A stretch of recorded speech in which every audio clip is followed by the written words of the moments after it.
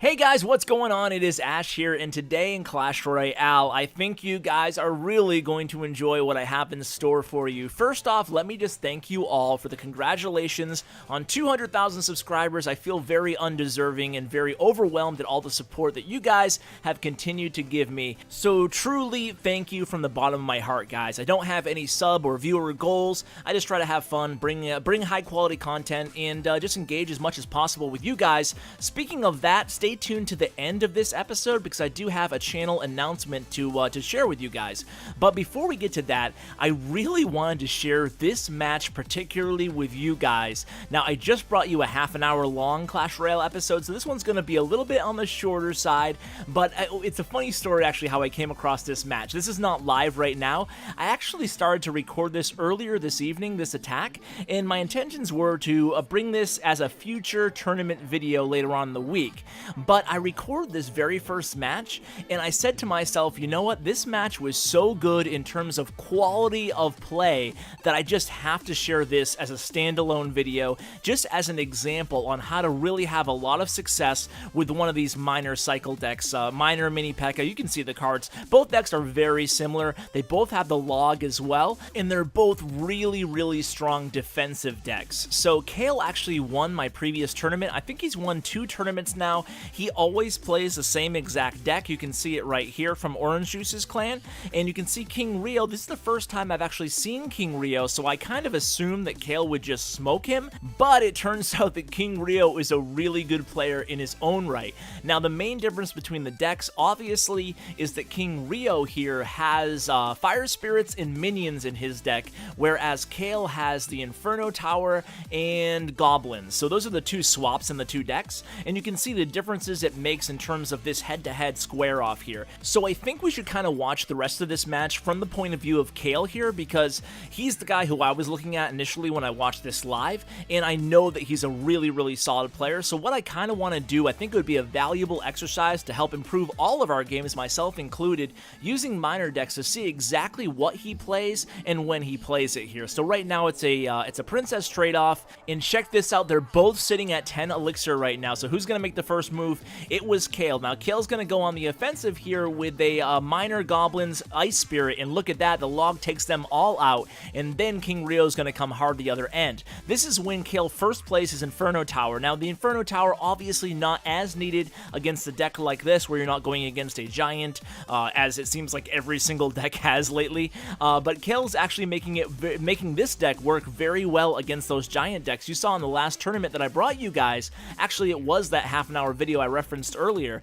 That was the tournament that he came in first place with, and it was noteworthy that Kale finished in first using this deck, and then all the decks from 2nd, 3rd, 4th, 5th, 6th, and 7th all were giant boulder decks or giant lumberjack decks. So as we approach overtime here, you'll note that neither of the players at this point have really made any big, obvious, glaring mistakes. It's been pretty textbook in terms of placement, in terms of everything. And you'll notice how when Kale defends, whenever there's a big push coming and he's not going to use the Inferno Tower or the log, he makes sure he always places his first row of defending troops kind of near the bridge off to the right a little bit. And then what he does is, if you notice, if you go ahead and this is definitely worth rewatching this replay, guys, but you'll notice right where those goblins were right there, what he usually does is he'll place the goblins right to the right of the bridge, and then he'll come back with the Ice Spirit right below the goblins, kind of near the King Tower, right in front of the King Tower. And what this does is it lures all the troops, or draws all the troops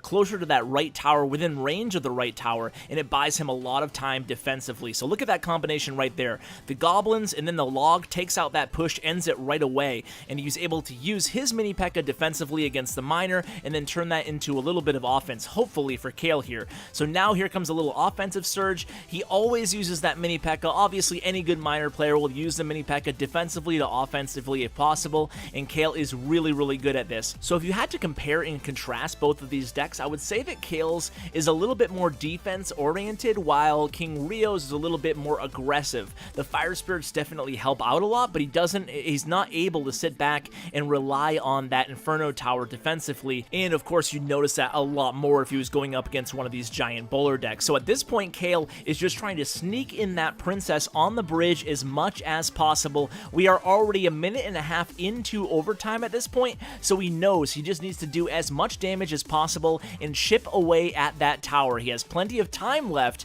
but at the same time, he needs to win the battle of chipping away. So he's actually going to get a lot of this damage. A lot of the damage that he got in order to win this game was by the princess in overtime. He snuck that princess in there as much as possible, and in the meantime, he got his miner there. He never got a mini P.E.K.K.A to the tower, but he got his miner on that tower quite a bit there. So guys, I hope you enjoyed that match. It's really a textbook match if you're looking to up your miner game, and I know I am, so I'm definitely going to rewatch that myself and really try to take my own miner game up to the next level as well. So guys, don't go away yet. I did say I have a sort of a channel announcement to make, and in the background, I'm going to put on this really awesome replay for you guys. This will definitely be a treat for you guys. The other night in chat, you can see that Hyper put, "Oh my god, I'm shaking, lol. If this doesn't make Clash TV Royale, I don't know what will, blah blah blah." So I'm like, okay, Hyper, I mean, you know, your name's Hyper, so obviously you're probably just getting a little bit too excited over this match. But you know what? I watched it, and I gotta say, he was right. This was a really intense match, and while I talk a little bit about my channel throughout the first half, then we'll kind of hop back into the match in the last minute, because let me tell you guys, it is crazy. Definitely one of the craziest matches that I have seen in my Clash Royale career. So it is worth mentioning, by the way, that the red player here is totally maxed out player. Level 13, absolutely max. So yeah, don't want to give any spoiler alerts, but it makes this match even more impressive. So about my channel, guys, I'm not sure how many of you guys watch my Clash of Clans videos as well. Obviously, I started this channel covering Clash of Clans, and in my video yesterday, I did announce some new goals and new philosophy of my channel, as well as a new segment. Now, the goals and philosophy are mostly applicable to Clash of Clans, but in Clash Royale, I am going to be bringing new types of content in the coming weeks and months, so stay tuned for that. I have some really cool ideas up my sleeve. But beyond that, let's talk about now, because now is really what matters. So I've always thought to myself, how can I separate myself from other Clash Royale or Clash of Clans YouTube channels beyond just my my striking personality and good looks? Joking. But how can I bring something a little bit different to the table? Hopefully you guys enjoy my content anyway, that's why you're probably watching this video. But beyond that, I really want a way to better engage with you guys directly. And it's a shame that I can't respond to every single comment in every single video. I do as much as I can, but most of you guys already know I work full time, I do this as a hobby, it's not my career, and because of that, it's just tough to be as awesome for you guys as you guys always are for me, and engage as much as I can with you guys. So before we get to this match, let me just finish up my thoughts. You can see Inferno Tower coming here, really good save there by Hyper, and notice his King Tower's health, by the way, guys.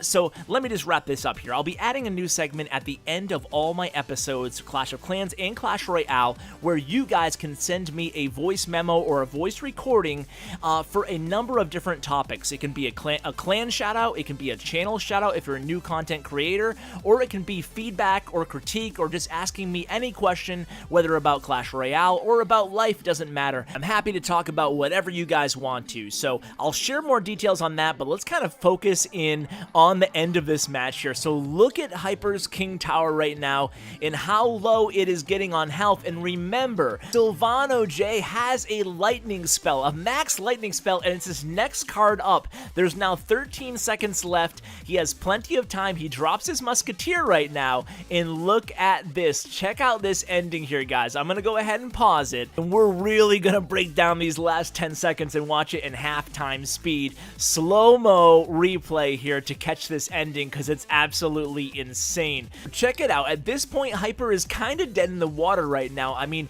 all he has to do, Sylvano J, all he has to do is drop that lightning spell, and look it. He does it, he says thanks, and then he laughs, and then look at this. The 3 minions die. The 3 minions die instead of the tower. And then to add insult to injury, he comes down the other side with the miner and 3 goblins. He misses the zap spell and Hyper pulls off the win.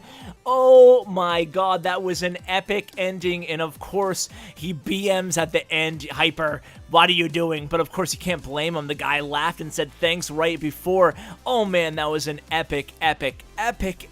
That was crazy. So guys, just to finish up this episode, I did want to mention that if you want to give your clan a shout out, you want to give your YouTube channel a shout out, you want to give your clan leader a shout out for being an amazing person, amazing leader, whatever, I don't care. You want to propose to your girlfriend, go for it. Just send me a voice memo if you have an iPhone or any kind of voice recording if you don't, and I'll go ahead and include the email address in the description. It's going to be cwabasedesign@yahoo.com. That's cwabasedesign@yahoo.com. So guys, leave me your messages and maybe you'll hear yourself and your clan can hear you the next time you watch a Clash with Ash video. So guys, I hope you enjoyed today's episode. Thank you so much for watching till the end. I really appreciate it. And as always, take care, guys.